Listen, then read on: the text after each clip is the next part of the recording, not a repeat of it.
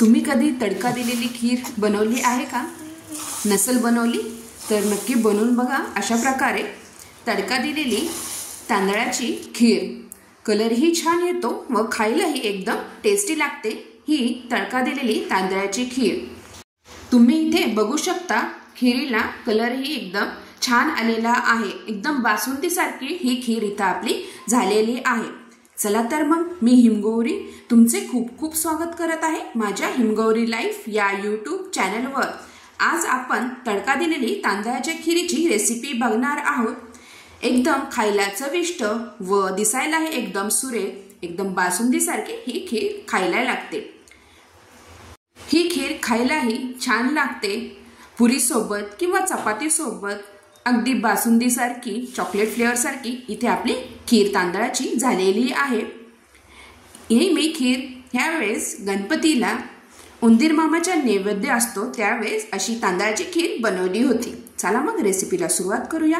मी इथे गोकुळचे दूध 1.5 लिटर एवढे घेतलेले आहे। आता गॅसवर आपल्याला मोठे असे पातेले ठेवायचे आहे आणि त्या पातेल्यात आपण 1.5 लिटर एवढे दूध घेतलेले आहे। ते दूध आपल्याला इथे फोडून यामध्ये टाकायचे आहे व चांगली उकळी येऊन द्यायची आहे दुधाला।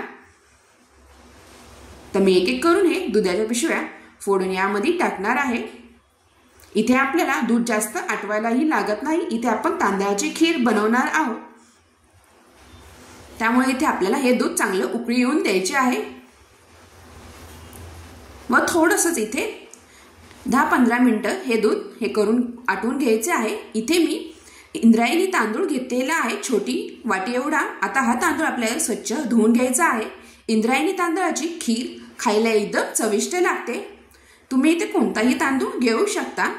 आता हा तांदूळ भिजवून आपल्याला तुपामध्ये थोडासा चांगला परतून घ्यायचा आहे व हा तांदूळ तुपामध्ये चांगला परतला गेला की आपल्याला हे मिक्सरमधून बारीक करून घ्यायचा आहे। इथे मी काही ड्रायफ्रुट्स घेतलेले आहे। हे ड्रायफ्रुट्सही आपल्याला तुपामध्ये चांगले परतून घ्यायचे आहे। तर ड्रायफ्रूट परतून झाले की आपल्याला हे एका प्लेटमध्ये काढून घ्यायचे आहे। आता इथे दूधही आपले चांगले उकळले गेलेले आहे। तर 10-15 मिनिटं मी हे दूध चांगलं उकळून दिलेलं होतं मोठ्याच फ्लेममध्ये। फक्त लक्ष द्या दूध ओतू जाऊ नये म्हणून। आता इथे आपण जे ड्रायफ्रूट तुपामध्ये भाजले होते चांगले, ते ड्रायफ्रूट आपल्याला इथे टाकून द्यायचे आहे व आपण जे इंद्रायणी तांदूळ घेतलेला होता तो तांदूळ तुपामध्ये भाजलेला तर गार झालेला आहे, तो मिक्सरमधून आपल्याला चांगला बारीक करून घ्यायचा आहे। इथे आपल्याला तांदळाची एकदम पेस्टही करायची नाही, अशा प्रकारे बारीक वाटून घ्यायचा आहे। आता हा वाटलेला तांदूळ आपल्याला या दुधामध्ये टाकून चांगला शिजून द्यायचा आहे। आपल्याला इथे तांदूळ हा दुधात चांगला शिजून घ्यायचा आहे।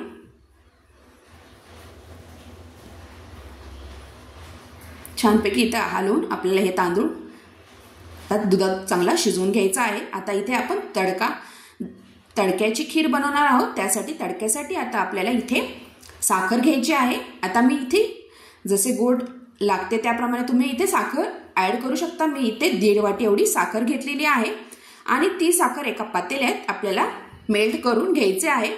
इथे साखर आपल्याला चांगली मेल्ट करून घ्यायची आहे। तर गॅसची फ्लेम मीडियम ठेवून मी मेल्ट होतोपर्यंत आपल्याला ही साखर चांगली अशी हलवत राहायची आहे।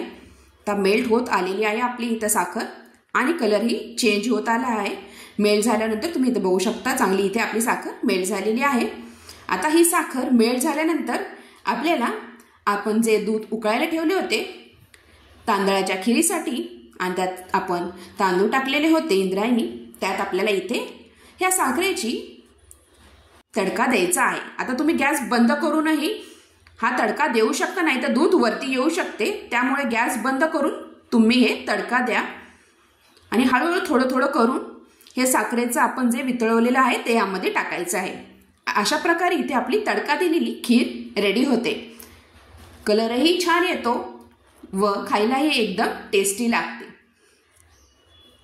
अशा प्रकारे पूर्ण साखरेचा तडका दिल्यानंतर तुम्ही गॅस चालू करून परत पुन्हाही 5-10 मिनिटं ही खीर शिजवून द्या। मस्तपैकी आपली इथे तांदळाची खीर रेडी होते।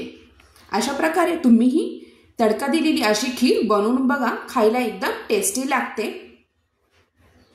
आता यामध्ये आपल्याला सुंठ विलायचीची पावडर टाकायची आहे। मी तर 1 चमचा एवढी सुंठ विलायचीची पावडर टाकलेली आहे।